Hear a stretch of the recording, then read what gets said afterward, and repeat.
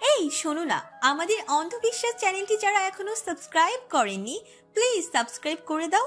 আর অল্প কিছু সাবস্ক্রাইবার হলে 1 লক্ষ পরিবার হবে। সবাই প্লিজ সাবস্ক্রাইব এবং বেশি বেশি শেয়ার করে দাও প্লিজ।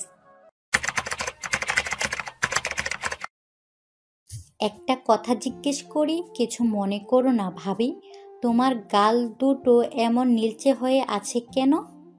মনি হালকা হাসার চেষ্টা করে বলল, এমনি। তার গলাটা বড় নিষ্প্রাণ শোনালো। সে কিভাবে মনিকে বলবে সব? গাল চোয়ালের ব্যথায় সে আসার আগে ব্যথার ওষুধ পর্যন্ত খেয়ে এসেছে। এই যন্ত্রণা সে কাকে শোনাবে? ভাবতে ভাবতে মনির চোখে পানি জমতে চাইল। সে দ্রুত নিজেকে সামনে নিয়ে নড়ে বসলো। মন নিয়ে এক দৃষ্টিতে চেয়ে থেকে কিছু একটা বোঝার চেষ্টা করছে। কিছুক্ষণ পর মৃদু গলায় বলল, ভাইয়া কিছু করেনি তো? সত্যি করে বলো, তুমি যদি বলেছিলে তোমাদের মধ্যে সব ঠিক আছে, এখন এমন কি শুনলাম তোমার কথায়? ভাইয়া মানেও দেখতে এসেছিল, তাতে বুঝতে পেরেছিলাম সত্যি সব ঠিক হয়েছে। কিন্তু ভাইয়া আমার বিশ্বাস নেই ভাবি, সত্য বলি যে কে আবার তোমার গায়ে হাত তুলে? মনি ক্লান্ত স্বরে বলল, এমন কিছুই না মুন্নি, তুমি অযথাই বেশি ভাবছো। আমি এমনি ব্যথা পেয়েছি। এছাড়া আর কি বা বলতে পারবে মনিকে? চরিত্র নিয়ে নিজেদের মধ্যকার ভয়াবহ সেই যুদ্ধের কথা কোন মুখে বলবে? কিভাবে বলবে আক্রমণ পাল্টা আক্রমণে একে অপরকে জখমি করার কথা? ইভানের এসব কাজ কারবার জানতে পারলে রাহনুমা ঠিক থাকতে পারবেন না, হয়তো আবারও ভর্তি হতে হবে হাসপাতালে। আর মনিকে তো লজ্জায় কিছু বলতেই পারবে না। মনি কেমন জ্বর জ্বর অনুভব হচ্ছে, তার চোখ দুটো বুঝে আসতে চাচ্ছে। সময়ের আগেই বিদায় নিয়ে চলে এলো। আজ আর মোটেও পড়ানো সম্ভব না। কেন যে শুধু শুধু বের হতে গেল ঘর থেকে? কিন্তু করবেটা কি? ইভানের সাথে একপাশে থাকতেও কেমন ঘিন ঘিন লাগছিল তার। অবসন্ন পায়ে রাস্তায় হাঁটতে হাঁটতে ভাবলো কিছুদিন কি মামার বাড়িতে গিয়ে থেকে আসবে। এতে কি মনের জ্বালা আদৌ কমবে? পরক্ষণই ভাবলো কমুক বা না কমুক, অন্তত ইভানের সামনে তো পড়তে হবে না। আপাতত সে ইভানের মুখটা দেখতে চায় না। বাসায় পৌঁছাতে পৌঁছাতে সন্ধ্যা পার হয়ে গেল। পৌঁছে একটা ছোট্ট লাগেজে প্রয়োজনীয় জিনিসপত্র গুছিয়ে অল্প সময়ের মধ্যে বের হয়ে পড়লো। আবার যাওয়ার আগে একবার উকি দিয়ে দেখে গেল ইভান অচেতনের মতো সোফায় শুয়ে ঘুমাচ্ছে তখনও। মনে মনে তাচ্ছিলের হাসি হেসে ভাবলো কতটা খেয়েছে আল্লাহই জানে।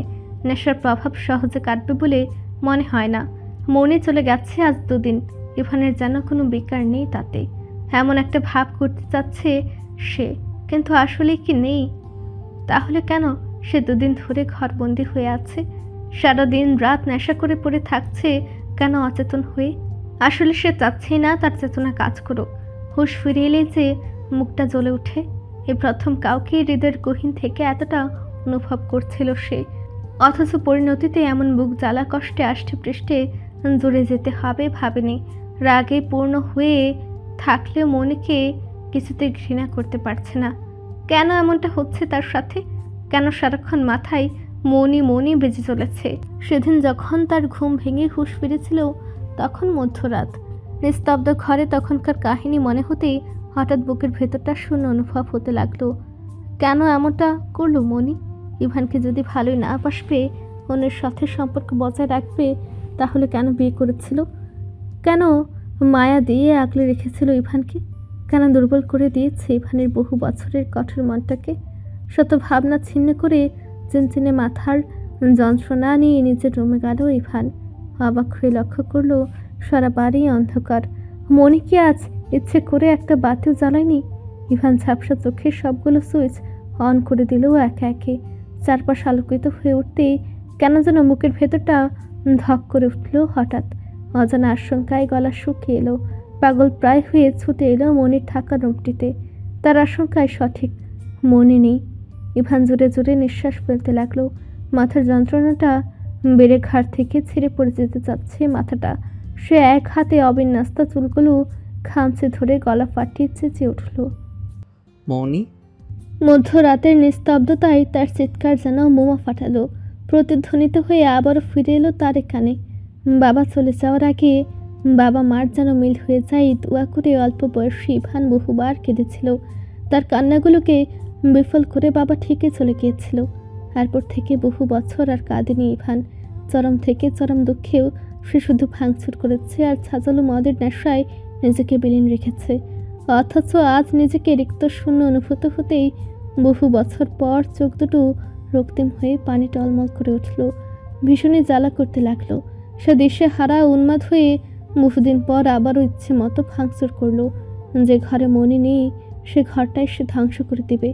ড্রেসিং টেবিলের উপরে থাকা প্রতিটি জিনিস এক ধাক্কায় দূরে ছুঁড়ে ফেলল। কাছের পারফিউমের আর প্রসাধনীর বোতলগুলো ঝনঝন শব্দে ভেঙে গুড়ে গেল। ভেতর থেকে তরল পদার্থগুলো বের হয়ে রুমের এদিক সেদিক ছুঁড়ে গেল। এক সাইডের সুপের সাজানো স্ট্যান্ডটা লাথি মেরে সম্পূর্ণ উল্টে ফেলল। তাতে থাকা বড় বড় চোখ ধাঁধানো ফুলদানিগুলো কৃত্রিম ফুলসহ ছিটকে পরে টুকরো টুকরো হয়ে গেল। বদবুদ্ধি লোপ পাওয়া ইভান বিছানার চাদরটাও বালিশ ব্ল্যাঙ্কেট সহ টেনে ছুঁড়ে ফেলে দিল। তারপর ড্রেসিং টেবিলের দিকে চোখ পড়তেই বিকৃত মস্তিষ্কের সাইকোদের মতো ঠোঁট বাঁকালো। তারপর সজোরে ঘষে বসালো সামনে লাগানো গ্লাসটাতে। মুহূর্তেই ঝনঝন শব্দ তুলে ঝড় ছড়িয়ে পড়ল গ্লাসের ভাঙা টুকরোগুলো। সেই সাথে তার হাতের উল্টো পিঠের অসংখ্য জায়গায় কেটে ছোট ছোট কাঁচের টুকরো ঢুকে গেল।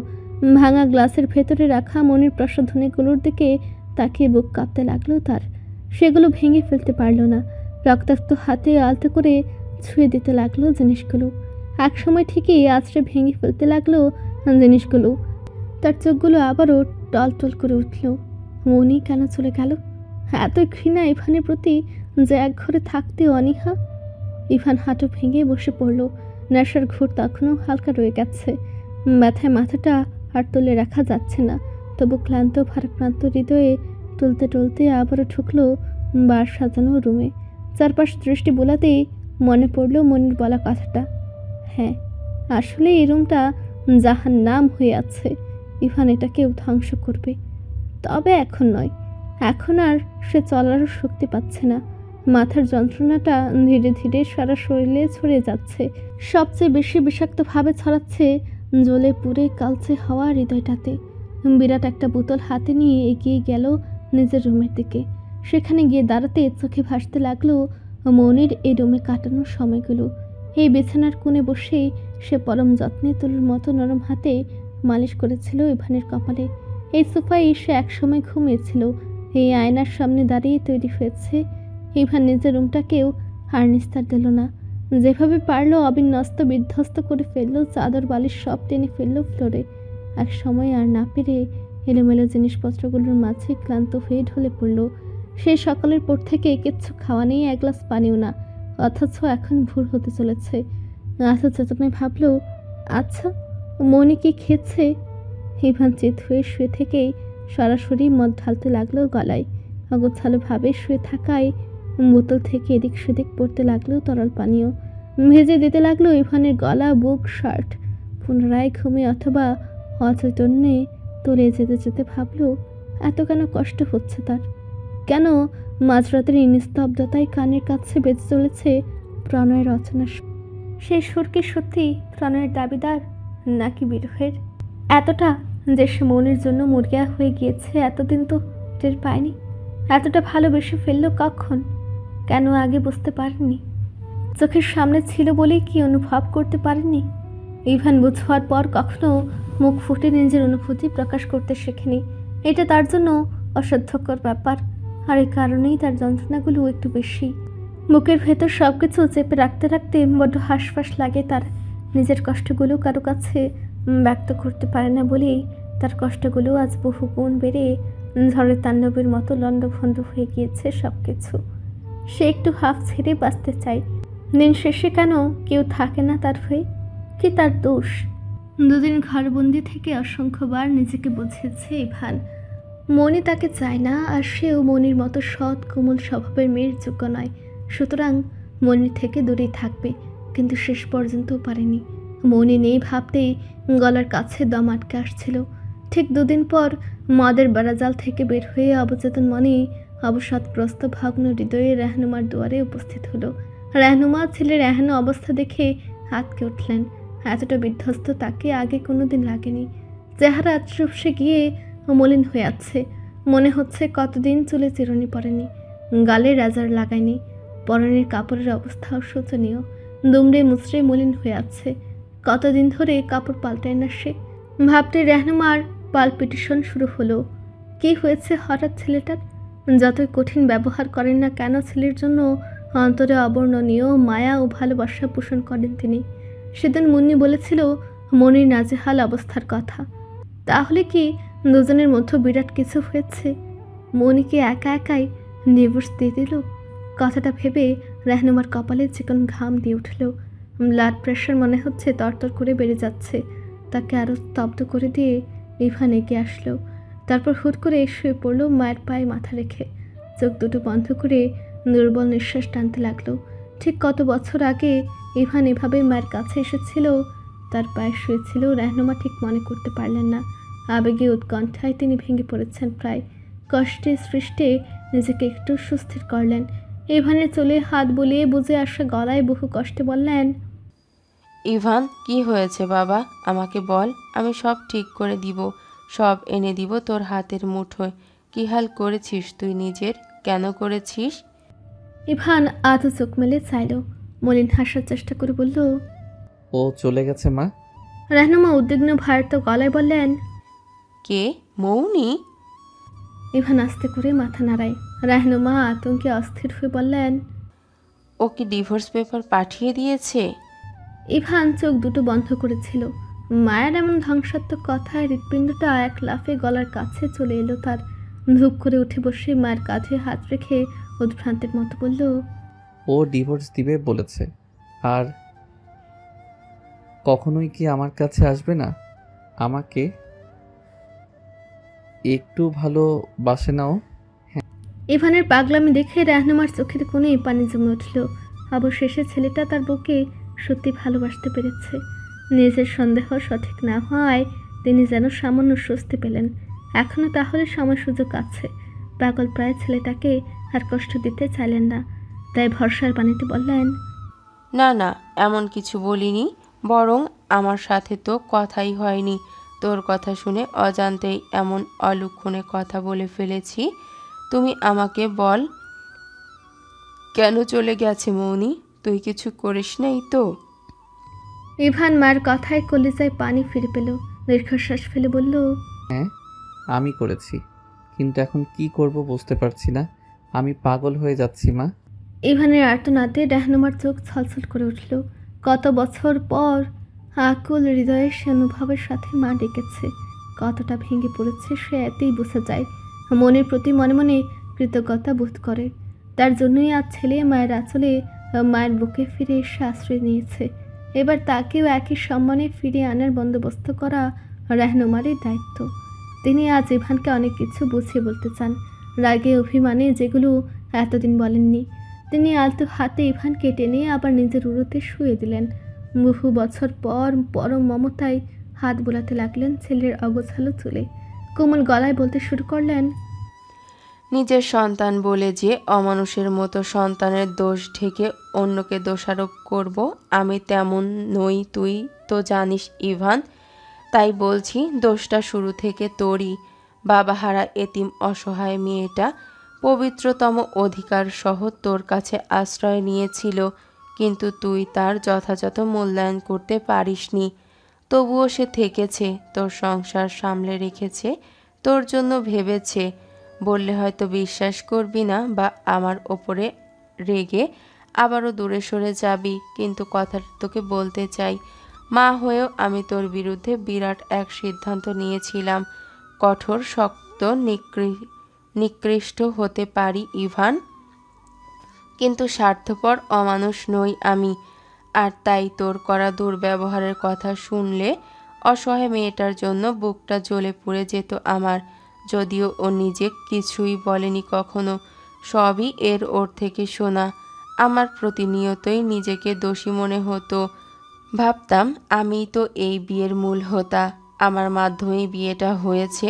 আমি নিজে বিপদগামী ছেলের জন্য নিষ্পাপ একটা মেয়েকে বলে দিয়েছি।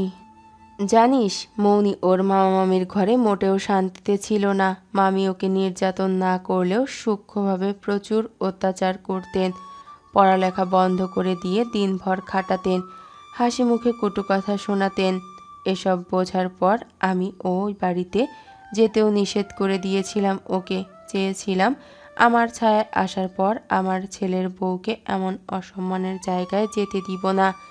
সেখানে ও ভালো থাকবে না জেনেও আমি ওকে ভয়ঙ্কর এক প্রস্তাব দিয়ে ফেলেছিলাম। নিজের ভুলটা শুধরানোর জন্য বলেছিলাম যে সে যেন তোকে ডিভোর্স দিয়ে দেয় বা নিয়ে নেয়, আর তাতে আমি নিজেই ওকে সাহায্য করব।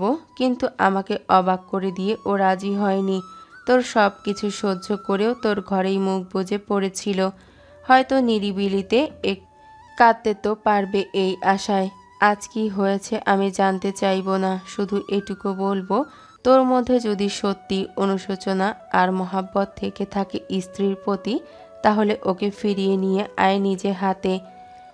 একটা সতী নিষ্পাপ মেয়ে যতই অভিমান করুক, যতই দুঃখ পাক, দিন শেষে স্বামী যদি ভালোবেসে একটাবার নিজের ভুল বুঝে হাত বাড়ায়, বিশ্বাস কর সেই হাত তারা কখনোই ফেরাতে পারে না।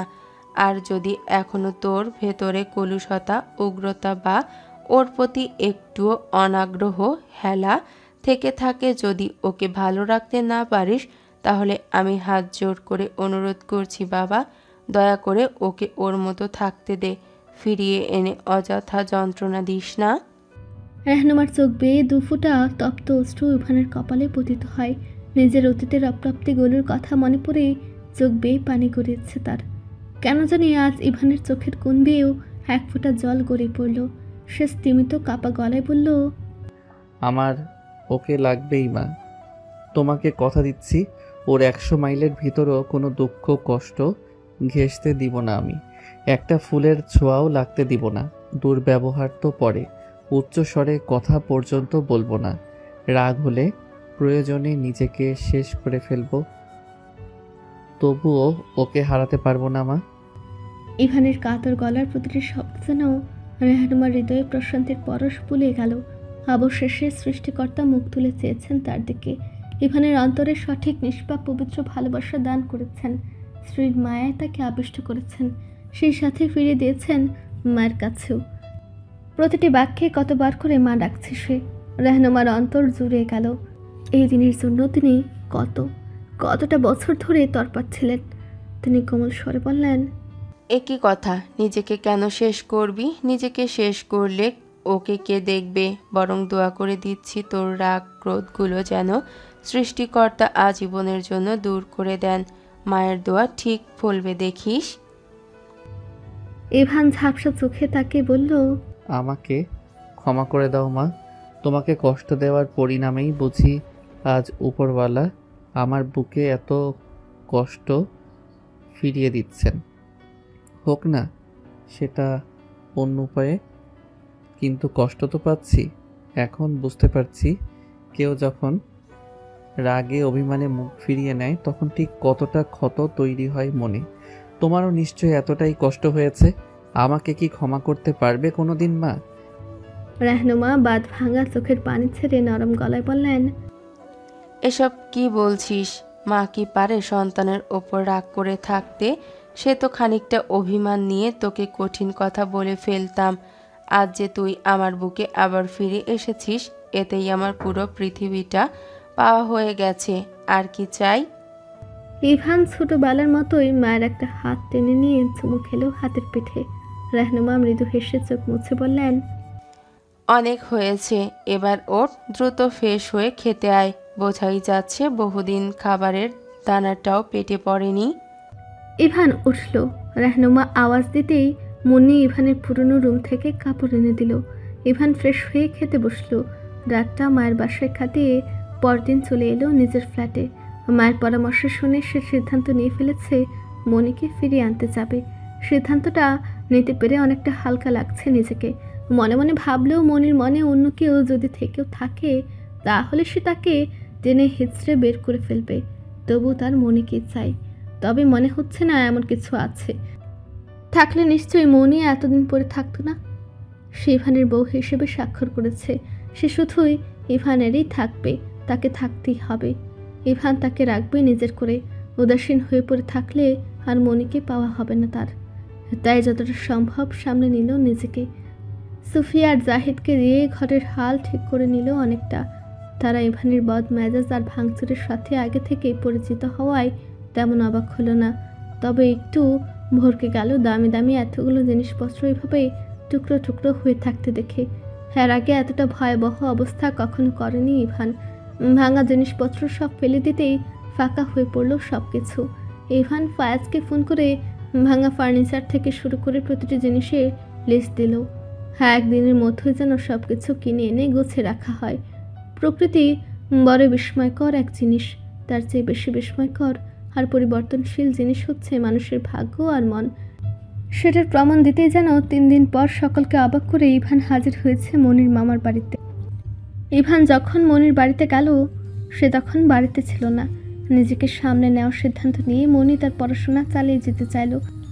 ঘরে বন্দি থেকে গত কয়েকদিন সে অসহনীয় পীড়ায় দগ্ধ হচ্ছিল। দম বন্ধ হয়ে আসছিল বারবার।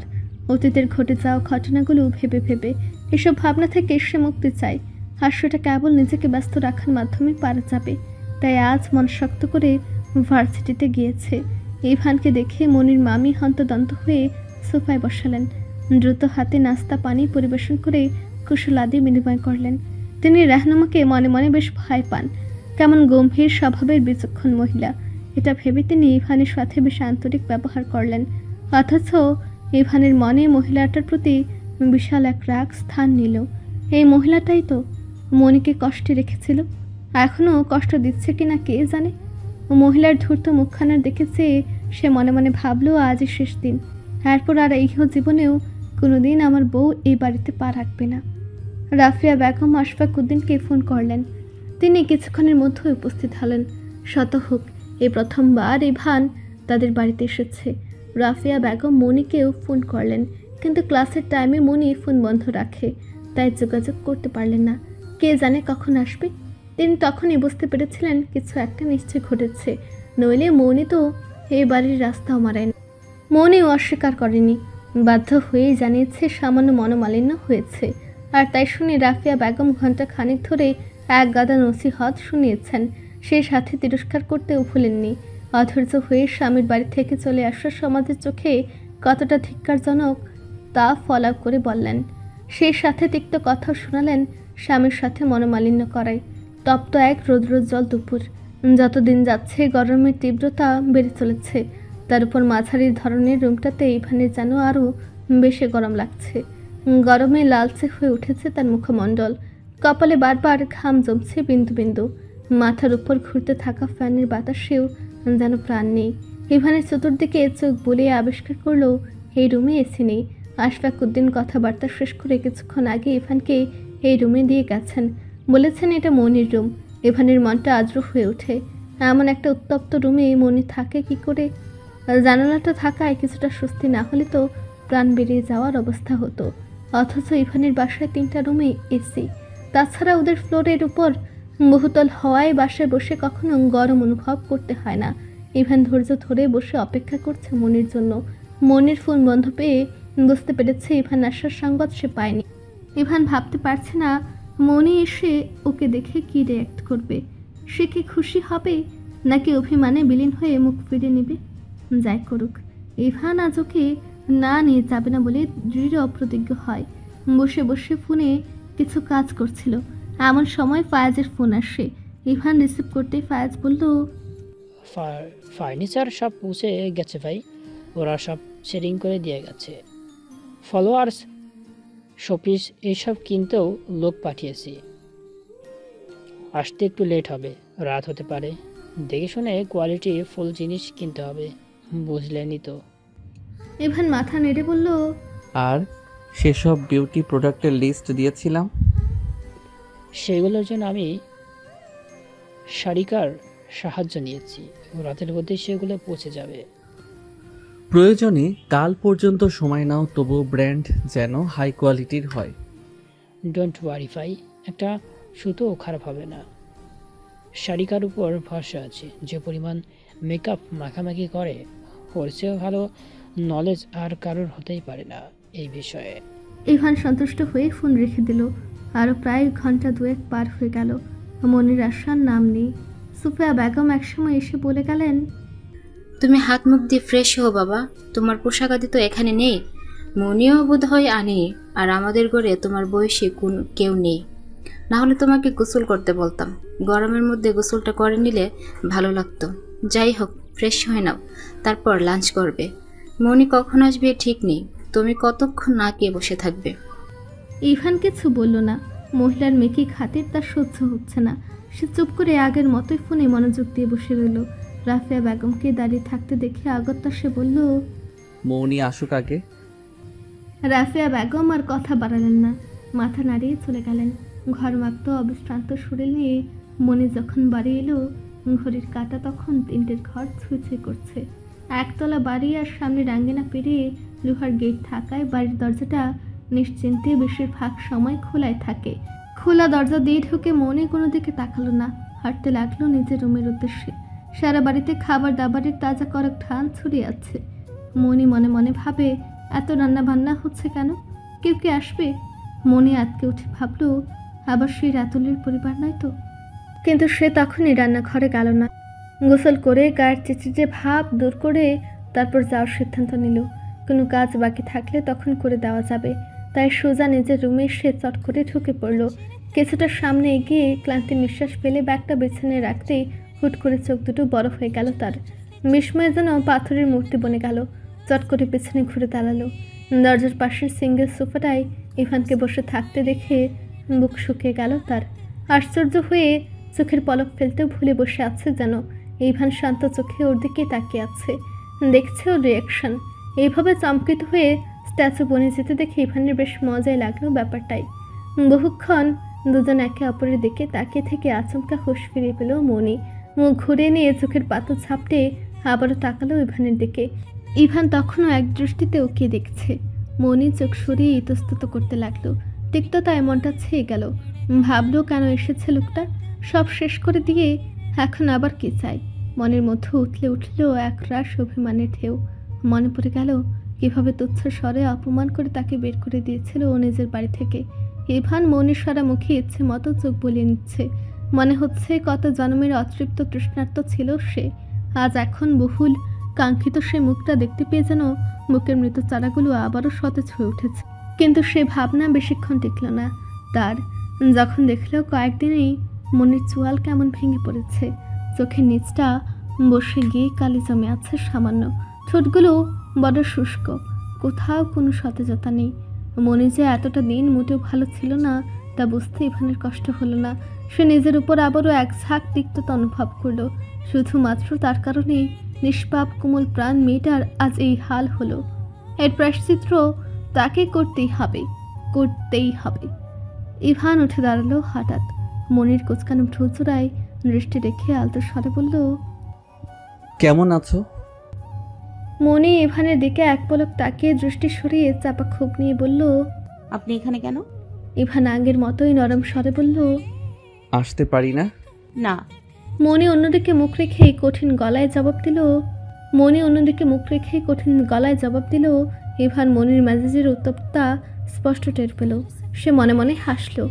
ভুবন মোহিনীর এই রাগ তাকে গলাতেই হবে। একই স্বরে আবারও জিজ্ঞেস করলো, কেন পারি না? মনি কাঠ স্বরে জবাব দেয়, এত কথা বলতে পারবো না, যে কারণেই এসে থাকেন চলে যান এখনই। চলে তো যাবই, তবে তোমাকে সাথে নিয়ে। চলো। এই বলে ইভান খপ করে মনির এক হাত চেপে ধরল। টেনে আনতে চাইলে মনি ছাড়া দিয়ে হাতটা ছাড়িয়ে নেয়।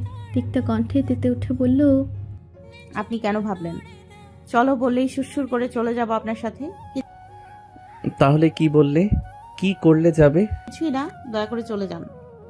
এত কিছুর পর সরি বলাটা নিতান্তই হাস্যকর শোনাবে, তাই শুধু অনুরোধ করে বলছি, প্লিজ চলো মৌনি। মনি ভ্রু কোচকে তাকালো। ইভান সরি বলতে চাই কেন? তার তো মনিকে প্রয়োজনই নেই। সে থাকলেও যা, না থাকলেও তা। অন্তত এতদিনের ব্যবহারে তাই প্রকাশ পেয়েছে। তাহলে কেন নিতে এলো?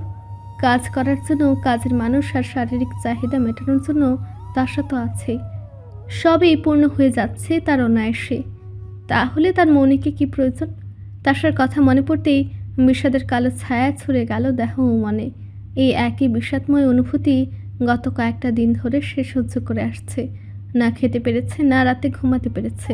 ইভানের চরিত্রের নোংরা দিক সবগুলো একে একে মনে ভেসে উঠতেই ঘৃণায় আবারও শরীর রিড়ে করে উঠল।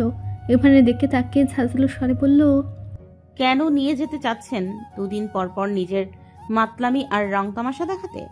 ইভানের চোখ মুখ শক্ত হয়ে লাল বর্ণ ধারণ করল। মনের গা জ্বালানো নোংরা ইঙ্গিতে রাগে ফুঁসে উঠল ভেতরটা, কিন্তু কন্ট্রোল হারালে চলবে না, তাই বহু কষ্টে মেজাজটা সামলে চোয়াল শক্ত করে বলল, কার থেকে কী সব শুনে এসে নিজেও কষ্ট পাচ্ছ, আমাকেও কষ্ট দিচ্ছ। ভালোভাবে বলছি, আজে বাজে কথায় কান্না দিয়ে চলো আমার সাথে, নইলে টেনে নিয়ে যেতে বাধ্য হব। মনে চুপ করে ইভানের রাগ সংবরণ করা দেখল। কেন সে নিজেকে এভাবে সামনে নিল? রেগে ফেটে পড়ে চেঁচিয়ে উঠল না কেন? মনে মনে ভাবলো ইভান কষ্ট পাচ্ছে, মনির চলে আসায় কষ্ট পাচ্ছে সে। কথাটা কেমন হাস্যকর শোনালো মনির কানে। ঠোঁটের কোণে তিরস্কারের হাসি ফুটিয়ে ভাবলো অস্বীকার করলেই সব মিথ্যা হয়ে যায় না। তার সাথে ঘনিষ্ঠতার প্রমাণ মনি নিজ চোখে দেখেছে। সেসব দেখে না থাকলে আজ ইভানের কথায় কিছুটা হলেও ভাবতো যে হয়তো আসলেই সে ভুল ধারণা করছে। কিন্তু এত কিছুর পর ইভানের উপর তার আর বিন্দুমাত্র বিশ্বাস নেই। তার দ্বারা সবই সম্ভব মনে হয় এখন। আর না বিশ্বাস আছে মনির নিজের ভাগ্যের উপর। দুর্ভাগ্য বদলেই কখনো কেউ তাকে ভালোবাসা নজরে দেখতে পারে, এই কথাটা ইদানিং তার কাছে নিছকে তাচ্ছিল্যের মতো লাগে। আরও কিছুক্ষণ তর্কাতর্কি চলল দুজনের মধ্যে। একসময় ইভান সত্যি আর রাগ কন্ট্রোল করে রাখতে পারল না। মনিকে অবাক করে দিয়ে সে ক্ষুব্ধ পায়ে বের হয়ে গেল রুম থেকে। মনে বিস্মিত হয়ে ভগ্ন হৃদয়ে ধাপ করে বিছানায় বসে পড়ল। ইভান সত্যি সত্যি চলে গেল। চলে যদি গিয়ে থাকে তাহলে তার কেন এত কষ্ট হচ্ছে? ইভান নেই ভাবতেই কেন বুকের ভেতরটা জ্বলে ছাই হয়ে যাচ্ছে। ক্লান্ত হৃদয়া অসহায় মনে ঝরঝর করে কেঁদে ফেলল। কতক্ষণ কাঁদলো জানে না। হঠাৎ করে মামা মামি দুজনকেই নিজের রুমে দেখে সম্বিত ফিরে পেল। মুখ তুলে দেখলো ইভানও তাদের সাথে দাঁড়িয়ে আছে। তাকে দেখে বুকটা ধক করে উঠল। ইভান মনির কান্না দেখে ভাবলো হয়তো তার সাথে যেতে চাচ্ছে না বলে কেঁদে বুক ভাসাচ্ছে। আশফাক উদ্দিন এগিয়ে এসে মনির পাশে বসে স্নেহময় কণ্ঠে বললেন, দেখ মা, সংসারে চলতে গেলে অনেক অনাকাঙ্ক্ষীর কিছুই ঘটে যায়। বহু মনোমালিন্য আর ঝগড়া ঝাপটা সম্পর্কের মধ্যে আসে। তাই বলে কি সামান্য কারণে পবিত্র সম্পর্কটা থেকে এভাবে মুখ ঘুরিয়ে রাখা ঠিক? তার উপর দেখ, জামাই সেই সকাল থেকে তোকে নিয়ে যাওয়ার জন্য এসে বসে আছে। রাগ অভিমান ভুলে গিয়ে আল্লাহর নাম নিয়ে স্বামীর বাড়িতে যা মা। আল্লাহ চাইলে সুখের অভাব হবে না, দেখবি। মনি নত মুখে বসে থেকে চোখের পানি ফেলছে। ইভান সে সকালে এসেছে শুনে বেশ অবাক হলো। রাফিয়া বেগমও বলে উঠলেন, রাগ গুসা এসব ধরে রাখলে সংসার করা সম্ভব না, তাই সব বলে নিজেদের মধ্যে সব মিটমাট করে নে। জামাইকে ফিরিয়ে দিয়ে অপমান না করে লক্ষ্মী মেয়ের মতো নিজের সংসারে ফিরে যা মনি। বিয়ের পর স্বামীর বাড়ি সবচেয়ে আপন, সেটাই নিজের বাড়ি। এই কথার পর মনির আর কি বলার থাকতে পারে?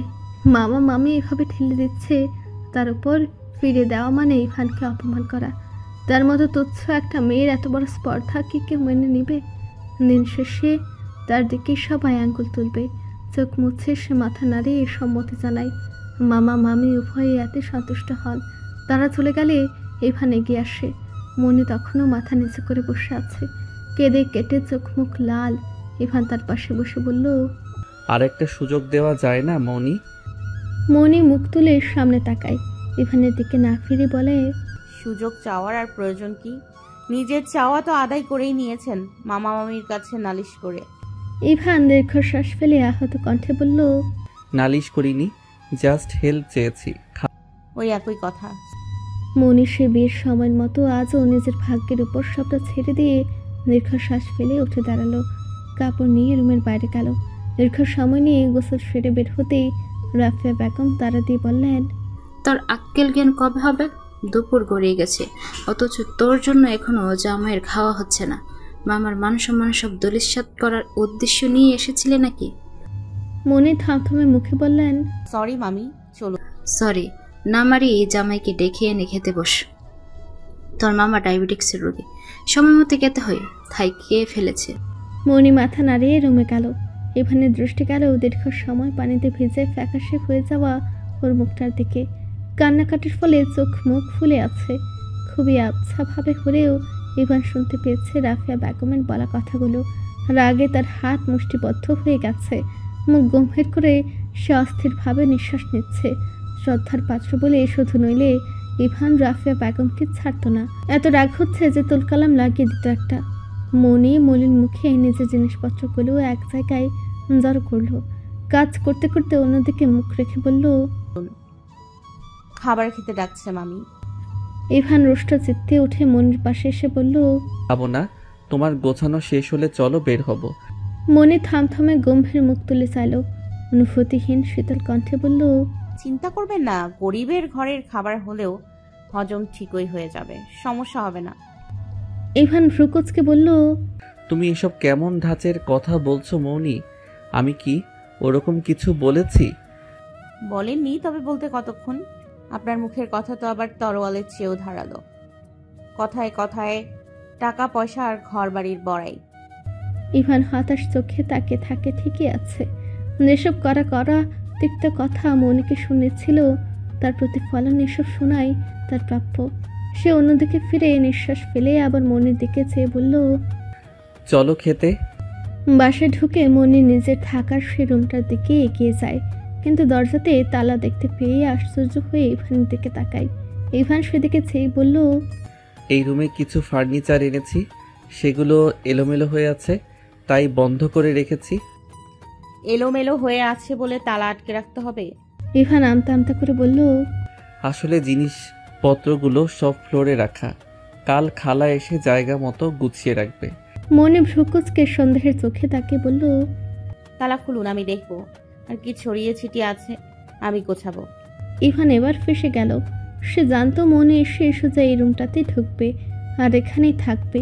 মনিকে নিজের রুমে নিয়ে যাওয়ার আর কোনো উপায় পায়নি সে, তাই ফায়াজকে বলেছে যাওয়ার সময় রুমটা তালাবদ্ধ করে দিতে।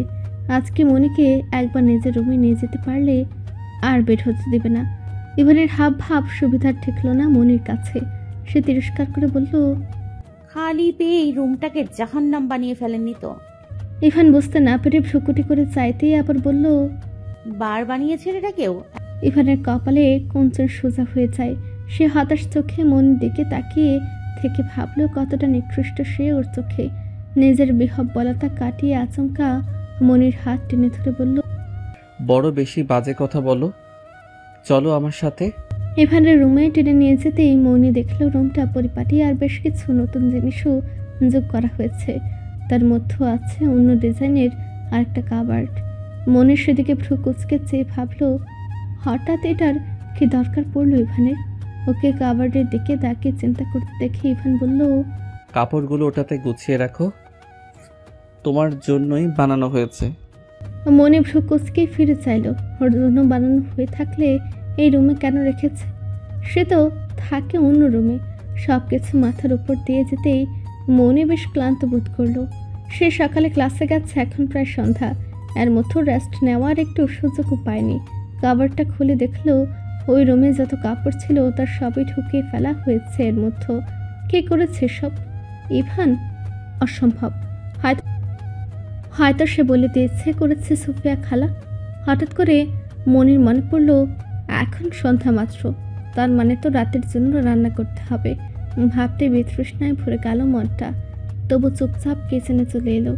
আগে এক কাপ চা খেয়ে ফ্রেশ হয়ে তারপর দেখা যাবে কি রান্না করা চাই। রুমে ঢুকে বসলো না, এর মধ্যেই কিচেনের দিকে যেতে দেখে অবাক হয়ে ইভানও পেছনে পেছনে গেল।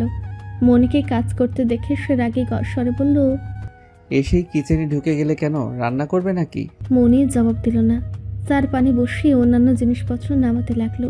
ইভান রাগ সামলে নিয়ে তখনই দারোয়ানের নাম্বারে ফোন করে সুফিয়াকে পাঠাতে বলল। তারপর মনিকে বলল, কাল থেকে যেন 3 বেলা খালাকে কাজ করতে দেখি, রান্না বান্নাও সেই করবে। তুমি ওনাকে 2 বেলা বরখাস্ত করলে কেন? প্রয়োজনে কাজের মহিলা আরও 2টো জোগাড় করা হবে। তবু পড়াশোনার রেস্ট, নিজের যত্ন সব বাদ দিয়ে যদি তোমাকে আবার কিচেনের আশেপাশেও দেখি ভালো হবে না বলে রাখছি। এখন বের হও এখান থেকে, রুমে এসে রেস্ট নাও। মনি এত আদিক্ষা তার সহ্য করতে পারল না। সে ঝাঁঝালো গলায় বলল, এত বেশি বোঝেন কেন? আমি ওনার রান্না খেতে পারি না বলেই ওনাকে নিষেধ করেছি। ইভান একটু ভেবে চিন্তে নিয়ে বলল, ঠিক আছে, তাহলে রান্নাটা তুমি নিজ হাতে করবে আর অন্যান্য কাজ সে করবে। এবার বের হচ্ছ না কেন? ইভান একটু ভেবে নিয়ে বলল, মাথা না খেয়ে জানতো এখান থেকে, আমি চা বানাচ্ছি। আমার জন্য? মুখের সূক্ষ্ম হাসির রেখা ফুটিয়ে জিজ্ঞেস করলো ইভান। মনির চোখ ছোট করে বলল, শখ কত নিজেরটা নিজে বানিয়ে খান। ইভান মুচকে হেসে কিছু না বলে চলে গেল। সারাদিনে গোসল করা হয়নি, লম্বা একটা কোল্ড শাওয়ার নেওয়া দরকার। মনি বারান্দায় দাঁড়িয়ে আছে, হাতে চায়ের মগ। তার নজর পড়ল সোফার পাশের টেবিলে রাখা আরও একটা ধোয়া ওঠা মগের দিকে। আপন মনে হেসে সেটা হাতে নিল। তোয়ালেটা ঘাড়ে ঝুলিয়ে সেও বারান্দায় গিয়ে দাঁড়ালো। মনি ইভানের উপস্থিতি টের পেতেই সাথে সাথে চলে গেল বারান্দা ছেড়ে। ইভানের মুখটা মলিন হয়ে গেল। আজকাল রাগের বিষয়গুলোতে রাগের পরিবর্তে তার মধ্যে বিশাল হতাশা আর দুরাশা কাজ করে। আগে হলে সে রেগে নিশ্চয়ই কটু কথা শোনাতো বা শরীরে আঘাত করে ফেলত। দীর্ঘশ্বাস ফেলে ভাবল কবে ভাঙবে মনির এই বিশাল ওজনের রাগ অভিমান। মনের চোখে নিজের জন্য ঘৃণা দেখতে যে বড্ড বুক চিনচিন করে তার। ইভান দেখলেও মনি সোফায় বসে ফোন টিপতে টিপতে চা খাচ্ছে। ফোনের মডেলটা পুরনো মনে হচ্ছে, কিন্তু কোন কোম্পানির বুঝতে পারল না। ইভান রুমে এলেও কিন্তু সোফায় বসলো না। সে বসলে যদি আবারও মনি উঠে চলে যায়। তাই মনির কাছে দাঁড়িয়ে ঠান্ডা গলায় বলল, আমাকে কি একটু বলবে তুমি কোথা থেকে কি শুনেছ আমার ব্যাপারে? কি জন্য সেদিন এভাবে উদ্ভ্রান্তের মতো আমাকে আক্রমণ করেছিলে? মনে চাইল সে ওসব কথা মনেও করতে চায় না, কোনো কৈফিয়তও সে চাচ্ছে না আর ইভানের থেকে। তাই মুখ নামিয়ে বলল, আমি ওই বিষয়ে কথা বলতে চাই না। বলতে হবে কেন? তোমার আমাকে এত চরিত্রহীন মনে হয়েছে আমি জানতে চাই। অর্থাৎ বলতে চাচ্ছেন আপনি খুব চরিত্রবান? মনির আজ প্রতিটি কথা যেন ইভানের বুকে চাবুক ছুঁড়ে মারছে। এতটা ব্যঙ্গ তাচ্ছিল ইভান নিতে পারছে না। তবু গলার স্বর শান্ত রেখে বলল, না, তা বলছি না। আমি জানি আমার চরিত্রে অনেক ত্রুটি আছে, কিন্তু তুমি স্পেসিফিকভাবে যে অপবাদটা দিচ্ছ সেটা আমার কোনো ত্রুটির সাথে যাচ্ছে না। তুমি বারবার যা মিন করছো আমার তাতে কোনো সংযোগ নেই। কথাগুলো শুনতে শুনতে মনির মুখটা ধীরে ধীরে কঠিন হয়ে গেল। সে আগুন তপ্ত দৃষ্টিতে কিছুক্ষণ তাকিয়ে রইল, আর রাগ ঢাক করতে পারল না। বিক্ষুব্ধ কিন্তু নিচু গলায় বলল, তার মানে বলতে চাচ্ছেন আপনি তাশার সাথে ওই হোটেল রুমে? বাকি কথাটা আর বের হতে চাচ্ছে না ওর গলা দিয়ে। চোখ দুটো জ্বলে উঠল। আস্তে করে একটা নিঃশ্বাস নিল, তারপর কঠোর গলায় উচ্চারণ করলো, হোটেলের সময় কাটাননি? ইভান চমকে উঠল। কি বলছে মনি এসব? সে স্তম্ভিত স্বরে বলল, তুমি পাগল হয়ে গেছো? কি বলছো জানো তুমি? অবশ্যই জানি, আর এও জানি আপনি এখন সম্পূর্ণ অস্বীকার করবেন সবকিছু। কিন্তু সেসব ভনিতার আগেই বলে দিচ্ছি, তাশা অলরেডি নিজে আমার কাছে বিষয়টা স্বীকার করেছে। সো এসব আকাশ থেকে জমিনে পড়ার নাটক বন্ধ করুন আর আমার থেকে দয়া করে দূরে থাকুন। কথা শেষ করে মনি উঠে গটগট করে চলে যায়। ইভানের মাথায় যেন 7 আসমান একে একে ভেঙে পড়ল। আবাকে শীর্ষে পৌঁছে সে ঠায় দাঁড়িয়ে রইল। মনে ভুল বুঝছে তা নয়তো ঠিক আছে, কিন্তু তার সে এসব স্বীকার করেছে মানে কি? ওদের মধ্যে কখনো এমন কিছু হলো? আচমকা তাশার প্রতি রাগে তার মাথায় আগুন ধরে গেল। এসব যে তার শরীর শয়তানি সে ভালোই বুঝতে পারল। ইচ্ছে করছে তাশাকে ধরে এনে কাঁচা চিপে খায়। এখন যদি সে তাশাকে দিয়ে সত্যটা বলায়ও তবু মনি বিশ্বাস করবে না। ভাববে নিজেকে নির্দোষ প্রমাণ করার জন্য তাশার উপরে চাপ প্রয়োগ করেছে সে। রাগে অগ্নিশর্মা হয়ে ফোন করলো তাশাকে। উপাস থেকে রিসিভ হতেই দাঁতে দাঁত পিষে গর্জে বলল, ব্লাডি কল গার্ল, কি বলেছিস মৌনিকে? মিথ্যা কথাগুলো বলে কি প্রমাণ করতে চাস? তুই আমার জীবনে ফিরে আসতে পারবি? তাশা বুঝতে পারলো ইভান সব জেনে গেছে। সে বেশি কিছু চায়নি, শুধু মনির জীবনে একটু মশলা অ্যাড করতে চেয়েছিল মাত্র, তাই এমনটা করেছে। ইভানকে পাওয়া না পাওয়া নিয়ে তার এখন আর মাথা ব্যথা নেই, কারণ আরহান ফিরে আসছে তার কাছে অল্প দিনের মধ্যে। সে ইভানকে বলল, আমি কি করব?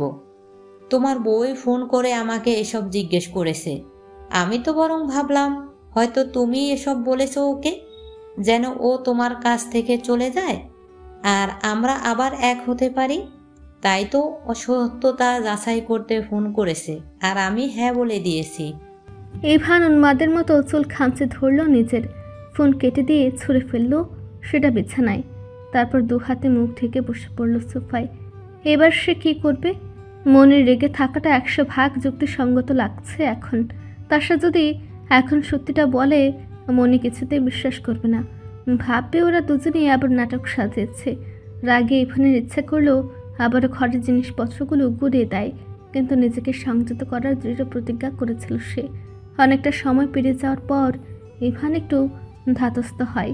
ভাবলো যা হওয়ার তা হয়ে গেছে, সেসব ভুলে এখন তার শুধু ভাবতে হবে কিভাবে মনির মনে ভালোবাসা তৈরি করা যায়। যেদিন মনি সত্যি সত্যি মন থেকে ভালোবাসবে, সেদিন নিশ্চয়ই ইভানের কথা সে বিশ্বাস করবে। সেদিন ইভান আবারও বলবে সব কিছু মিথ্যা। সে এতটাও নিচে নামেনি। ওদিকে মনি সবটা নিজের ভাগ্য বলেই মেনে নিয়েছে, স্বাভাবিক থাকতে চাচ্ছে। ইভানের কাছাকাছিও যেতে চায় না, আবার এই বাড়ি থেকেও চলে যেতে চায় না। সে থাকবে, তবে ইভানের থেকে দূরত্ব রেখে। যেদিন তার মনে হবে ইভান সত্যি নিজেকে শুধরেছে, সেদিন অতীতের সব নিকৃষ্ট কর্মকাণ্ড ভুলে গিয়ে এই কুলসিত পুরুষটিকেই আপন করে নেবে। যদিও বিষয়টা ভুলে যাওয়া এতটাও সোজা নয় যতটা সে ভেবে নিচ্ছে। যেদিন তাসা সব স্বীকার করেছে, 5টা ঘুমের ওষুধ খেয়ে সে সারা দিন রাত বিছানায় পড়ে থেকেছে, কিন্তু স্বল্প পাওয়ারের হওয়ায় তেমন ক্ষতি হয়নি। তারপর ধীরে ধীরে নিজেকে সামলে নিয়েছে। ভেবেছে ছোট থেকেই তো তার জীবনটা এমন, তাই আর কোনো আশা জীবনের প্রতি না রেখে সময়ের স্রোতে শুধু গা ভাসিয়ে রাখার সিদ্ধান্ত নিয়েছে। যা হওয়ার হতে থাকুক, তার আর কোনো মায়া বা ভাবনা নেই নিজের জীবনের প্রতি, আর কোনো ইচ্ছা নেই জীবনকে সুন্দর করে সাজানোর গোছানোর। সুফিয়া এসে এলোমেলো কাজকর্ম সব গুছিয়ে দিয়েছে। সব কিছু কেটে কুটে এগিয়ে দেওয়ার পর মনি শুধু রান্নাটা বসিয়েছে। সুফিয়া নিজ থেকে মনির সব কাজ কেড়ে নিচ্ছিল। এটাই ছিল ইভানের নির্দেশ। রাতের খাওয়ার পর্ব শেষ করার পর দেখলো সুফিয়া তখনও যায়নি। কিচেনে টুকটাক কাজ করছে, আশপাশটা পরিষ্কার করছে। মনি একটু প্লেট বাটি হাতে করে এগিয়ে এসে রাগী গলায় বলল, রাত করে এসব কি শুরু করেছেন খালা? বাসায় গিয়ে খেয়ে ঘুমান। সারা দিন মানুষের বাসায় বাসায় খেটে এখন রেস্ট করা উচিত নয়? যান বাসায় যান এক্ষুনি। সুফিয়া স্মিত হেসে বললেন, তোমাদের খাওয়া শেষ হওয়ার অপেক্ষায় ছিলাম। সব কিছু গুছিয়ে ধুয়ে তারপরে চলে যাব। এসব কি আমি করতে পারবো না? পারবে, কিন্তু ইভানের নির্দেশে খুঁটিনাটি সব কিছু জেনু আমি করে দিয়ে যাই। মনি মনে মনে মুখ ভ্যাংচালো। নাটক দেখে গা জ্বলে যায়, যত সব আদিক্ষেতা ভং। মনি ফ্রেশ হয়ে রুমে এলো। ইভান সোফায় বসে খুব মনোযোগ দিয়ে ল্যাপটপে কাজ করছে, কপালটা কুচকানো। মনির সেদিকে চেয়ে চোখ উল্টে ব্যাগ থেকে বই বের করলো। তারপর নিঃশব্দে চলে গেল সোফার রুমে। স্টাডি রুম থাকলেও সেটাকে ইভান যে পরিমাণ অগোছালো করে রেখেছে, মনে হয় স্টাডি নয় বরং স্টোর রুম ওটা। মনিকে বই নিয়ে চলে যেতে দেখে ইভান একবার মুখ তুলে দেখলো। সেটা নিয়ে বেশিক্ষণ ভাবার ফুরসত পেল না। জরুরি কাজ করছে অফিসের। প্রায় ঘন্টা দেড়েক পর ঘুম ঘুম চোখে মনি আবার এলো। ইভান তখনও সে একইভাবে বসে কাজ করছে, তবে এখন চেহারাটা বেশ উজ্জ্বল। তখনকার সেই উদ্বিগ্ন কুচকানো ভাবটা নেই। মনি একটা বালিশ হাতে নিয়ে ইভানের সামনে গিয়ে দাঁড়ালো, তবে অনেকটা দূরত্ব রেখে। ইভান মুখ তুলে চেয়ে একটু উঁচাতেই বলল, বিছানায় যান, ঘুমাবো। বিষয়টা বড্ড অসহনীয় লাগলো ইভানের। মনে পড়লো বিয়ের পর কয়েকটা দিন মনি কিভাবে তটস্থ হয়ে শুয়ে থাকতো সোফাটায়। পড়ে যাওয়ার ভয়ে সারা রাত নড়াচড়া করতো না। ইভান প্রসন্ন মুখে বলল, বিছানায় ঘুমাও, এখানে আমি শোবো। মনির ভ্রুজোড়া নিমিষে কুঁচকে এলো। সে কি ঠিক শুনেছে? এই বেটা হঠাৎ এখানে ঘুমাতে চায় কেন? নাটক। মনি বিরক্ত মুখে বলল, হয়তো কথা না বলে সরেন জলদি, ঘুমের চোখে দেখতে পাচ্ছি না কিছু। ইভান আগের মতো শান্ত কোমল গলায় বলল, আহা, বললাম তো বেড়ে যেতে। দেখুন ভনিতা কম করেন, অনেক হয়েছে। আমি এসব নটাঙ্কি ফটাঙ্কি আর নিতে পারছি না। আপনি হচ্ছেন নবাবজাদা, গিয়ে বিছানায় ঘুমান, উঠুন। ইভান ফুস করে নিঃশ্বাস ফেলে বাঁকা চোখে চেয়ে বলল, ভালো কথা বললেও নাটক লাগে। ফাইন, আমি নবাবজাদা হয়ে থাকলে তুমিও নবাবজাদার বউ নবাবজাদি হলে। সো চুপচাপ যা বলছি তা করো।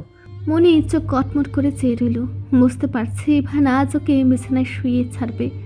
তার এই বহুরূপী মনোভাব মনির মোটেও সহ্য হচ্ছে না। সে বিরক্ত ভঙ্গিতে বালিশটা ইভানের কোলে ছুড়ে দিল। ঘুরে চলে আসতে আসতে বিড়বিড় করে বলল, সব সময় আমার উপর সবকিছু চাপিয়ে দিয়ে শান্তি পায়। ঘুমাক সোফায়, এটাই ডিজার্ভ করে। মনি বিছানার কাছে আসতে ইভান মুচকি হেসে কিছুটা উচ্চস্বরে বলল, কষ্টকর কিছু আর চাপাবো না, প্রমিস।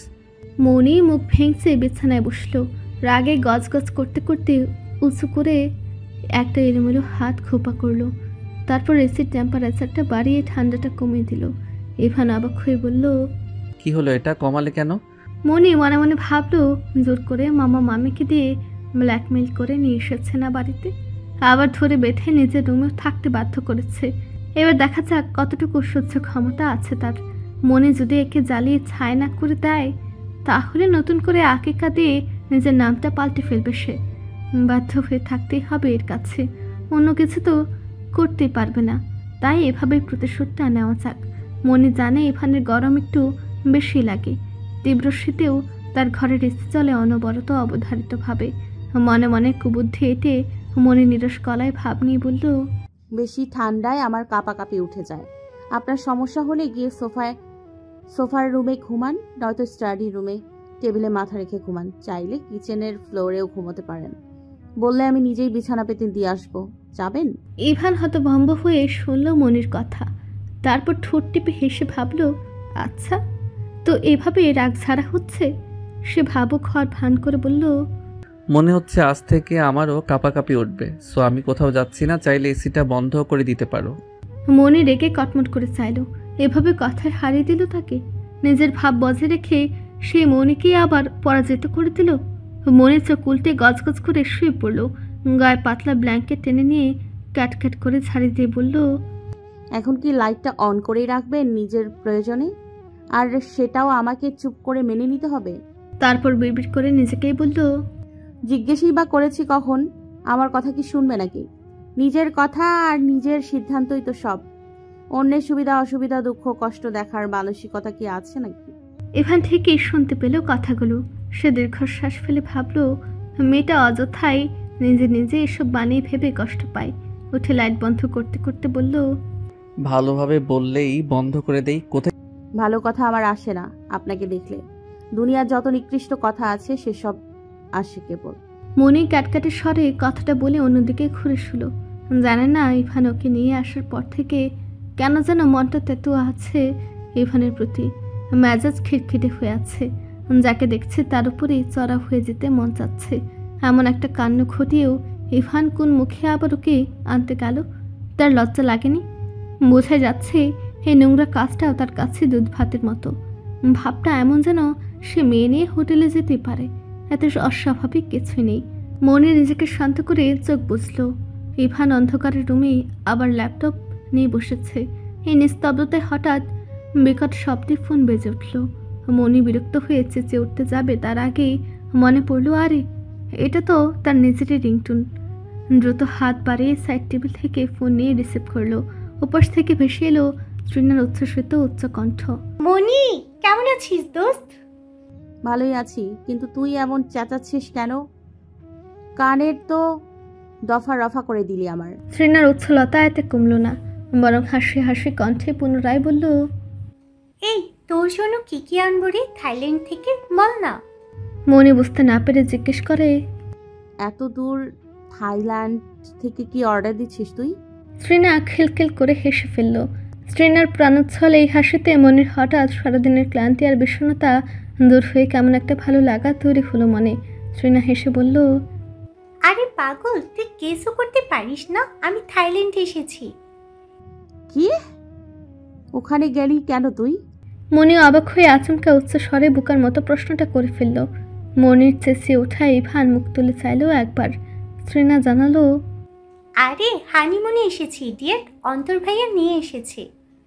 মনি এবার বুঝতে পেরে বলল, ও আচ্ছা তাই বলিস, কিন্তু আগে বলতো তোর এই ভাইটা জামাই হতে পারবে কবে? ফোনের ওপাশে তৃণা জিভ কামড়ে বলল, উপস সরি, আমার তো মনেই থাকে না, ভাইয়াকে সাইয়া বানিয়ে ফেলেছি। মনির হঠাৎ খুব দুষ্ট একটা কথা বলতে ইচ্ছে করলো, কিন্তু ইভানের জন্য পারছে না। যত আস্তে বলুক এক ঘরে আছে শুনে ফেলতে পারে, তাই সে চিন্তা বাদ দিল। তৃণা কিছু একটা বলতেই মনি ফোন কান থেকে নামিয়ে আবার ধরে জিজ্ঞেস করলো, কি বলছিস? শুনতে পাচ্ছি না। নেট তো ভালোই আছে, মেবি আমার ফোনটাতেই ডিস্টার্ব। তৃণা খানিকটা চেঁচিয়ে বলল, জিজ্ঞেস করেছি কি আনবো তোর জন্য, বললি না তো। মনি মৃদু হেসে বলল, কিছু না, তুই তুই জাস্ট সেফলি ফিরে আয় আর অনেক অনেক এনজয় কর, এটাই চাই। তুই এত নাটক শিখলি কবে রে মো? আমার সাথে ফর্মালিটি কপাচ্ছিস? স্ট্রেঞ্জ। আচ্ছা রে ভাই, আমার জন্য শুধু চকলেট আনলেই হবে, তবে প্লেনটা নয়, ওয়েফার আর নাটস ওয়ালাগুলো। ওকে ম্যাডাম, তবে অলরেডি আমি তোর আর আমার জন্য সেম দুটো পার্স কিনেছি, অন্যান্য অনেক কিছু কিনেছি, তবুও আরও বহু বহু জিনিস কেনা বাকি, যেগুলো আমি লিস্ট করে এনেছি। জানিস, আমি তো ঘোরাঘুরির চেয়ে বেশি শপিংই করছি, সারাদিন শপিং মলেই থাকি। অন্তর বলে, তুমি কি শুধু থাইল্যান্ড মলগুলো দেখতে এসেছো? কথাগুলো বলতে বলতে তৃণা স্বতঃস্ফূর্তভাবে খিলখিলে হেসে উঠল। আবার মনে আনমনা হয়ে ভাবল, সত্যি কি স্বামীর ভালোবাসা পেলে অন্তরে এতটা প্রশান্তি ঘিরে থাকে, এত প্রাণোচ্ছলভাবে হাসা যায়। নিজের অজান্তেই গভীর দীর্ঘশ্বাস বেরিয়ে এলো বুক থেকে। তৃণা হঠাৎ প্রফুল্ল কণ্ঠে মনিকে অবাক করে বলল, এমো, এক কাজ কর না, সেদিন তো তুই সবই বলেছিস। ইভান ভাইয়া এখন তোর কেয়ার করে, নমনীয় ব্যবহার করে। আমার মনে হয় সাহেব হয়তো তোর প্রেমেও পড়ে গেছে, তুই বুঝতে পারছিস না। তাই বলছি, সম্পর্ক যেহেতু স্বাভাবিক আছে, তোরাও কোথাও হানিমুন ট্রিপ নিয়ে আয়, খুব ভালো লাগবে দেখবি। মনে তৃণার কথা শুনে চোখ গুল গুল করে ঢুক গেল। এই কথা তো সে কল্পনায়ও আনেনি কখনো। এই খারস লোকের সাথে ট্রিপে যাওয়া, তাও হানিমুন ট্রিপ, অসম্ভবের উপরের বস্তু। মুহূর্তে বিরক্তিতে চোখ উল্টালো সে। নির্লিপ্ত গলায় বলল, খেয়ে তো আর কাজ নেই আমার। কেন, কি হয়েছে আবার? জামাইয়ের সাথে ঘুরতে চায় না মানুষ? মানুষ যায়, কিন্তু আমি তো মানুষই নই। আমি হচ্ছি মোমের পুতুল, যার যেভাবে ইচ্ছা আমাকে নাচাবে, সেই ধরনের খেলনা পুতুল। অমনোযোগী ভাবে হলেও কাজের মধ্যে ইভান মনের প্রতিটি কথা শুনেছে এতক্ষণ। শেষের কথাটা শুনে সে অপ্রসন্ন দৃষ্টিতে মুখ তুলল।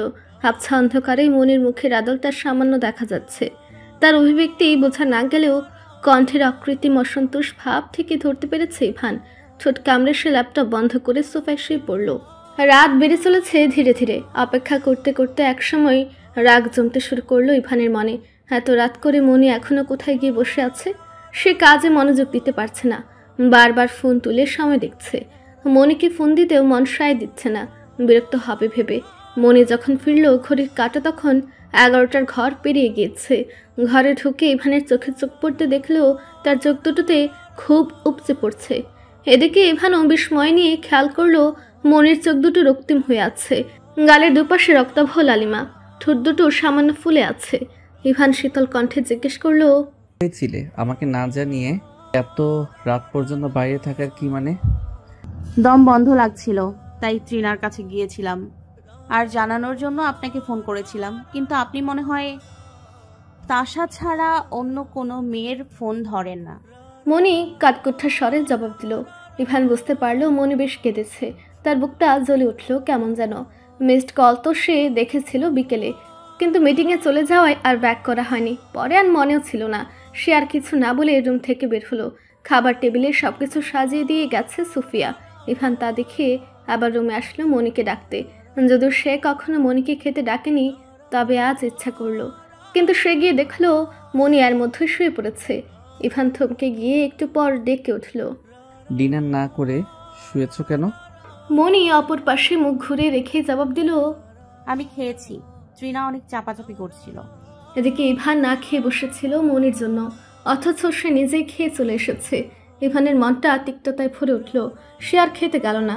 সিগারেটের প্যাকেট হাতে নিয়ে স্টাডি রুমের দিকে চলে গেল। অপরদিকে আবারও বাঁধ ভাঙা কান্নায় ভেঙে পড়ল মনি। থেমে থেমে কেঁপে উঠছে তার শরীর। তৃণারা বিদেশ থেকে ফিরেছে, তাই দেখা করতে গিয়েছিল মনি। তৃণা জোর করেছিল ঠিক, কিন্তু সে খায়নি। তৃণার সুন্দর সাজানো সংসার আর অন্তরের সাথে ওর মুগ্ধকর সম্পর্ক দেখে মনের ভেতরটা দুমড়ে মুচড়ে এসেছে। সে বান্ধবীকে হিংসা করেনি, বরং নিজের অপ্রাপ্তিগুলো স্পষ্ট হয়ে চোখের সামনে ভেসে ওঠায় বিপর্যস্ত হয়ে পড়েছে মন। তৃণাকে বলেছে ইভান ওকে ছাড়া খায় না, তাই সে কিছুতে খেয়ে আসতে পারবে না। ইভান অপেক্ষা করে বসে থাকবে। নিজের মনের প্রশান্তির জন্য বিশাল এই মিথ্যাটা বলেছে সে।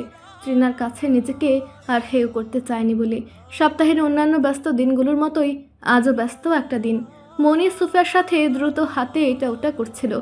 যদিও সুফিয়া বারবার নিষেধ করেছিল, তবু সে নিজের কাজ নিজে করতে পছন্দ করে। সুফিয়ার বানিয়ে দেওয়া নাস্তাগুলো টেবিলে নিয়ে এলো সে। আর মধ্যেই ফর্মাল পোশাকে তৈরি হয়ে ইভানও টেবিলে এলো। মনে অন্যমনস্ক ভাবে এক পলক চাইতেই দৃষ্টি আটকে গেল তার। কি সুন্দর স্নিগ্ধ লাগছে কান্তিময় মুখশ্রীটা। মাত্রই বোধ হয় দাড়ি ট্রিম করে এসেছে। কাল তো আর একটু বিশৃঙ্খল দেখাচ্ছিল সেগুলো। মনি ইভানকে কখনো ক্লিন শেভ করতে দেখেনি, সে সবসময় ট্রিম করে, যে বিষয়টা একসময় মনির অন্তরে বেশ ভালো লাগা আবেশ তৈরি করেছিল। শাওয়ার নেওয়ায় বেশ সতেজ লাগছে ইভানকে। আগের মতো সেই ইস্পাত কঠিন খ্যাপাটে বিরক্তির সূচক ভাবটা নেই কোথাও, চেহারা, শরীর বা মনেও, বরং কেমন একটা উৎফুল্ল ভাব। মনিও তো জানে না সে কাছে থাকাতেই ইভানের এই প্রসন্নতা। কালো জিন্সের সাথে সাদা শার্ট ইন করে পড়েছে সে, হাতাগুলো সুন্দর করে কোণী পর্যন্ত গুটিয়ে রাখা, স্ট্রেট চুলগুলো ব্যাক ব্রাশ করে রাখা হলেও সিল্কি হওয়ার কারণে অল্প অল্প কিছু চুল অবাধ্যের মতো কপালে এসে দুলছে। আবিষ্ট হয়ে এক মনে চেয়ে থেকে মনি ভাবল, এত সুন্দর একজন মানুষ ওর স্বামী, এত ভালো তার ভাগ্য। পরক্ষণে হঠাৎ মনে পড়ল, কিসের ভাগ্য ভালো? চেহারা সুন্দর হলে কি হবে, চরিত্রটা তো ঠিকই কলুষিত, নিকৃষ্ট। কথাটা ভাবতেই এক বুক চাপা কষ্ট নিয়ে মুখ ফিরে নেয় সে। ইভান টেবিলে বসে মনির দিকে তাকিয়ে আচমকা তার হাত ধরে টান দিল, পাশের চেয়ারটাতে বসিয়ে দিয়ে বলল, নিয়মিত ভালোবাসার গল্প শুনতে এবং পড়তে আমাদের অন্ধবিশ্বাস চ্যানেলটি সাবস্ক্রাইব করে পাশে থাকা বেল আইকনটি ক্লিক করুন। ধন্যবাদ সবাইকে।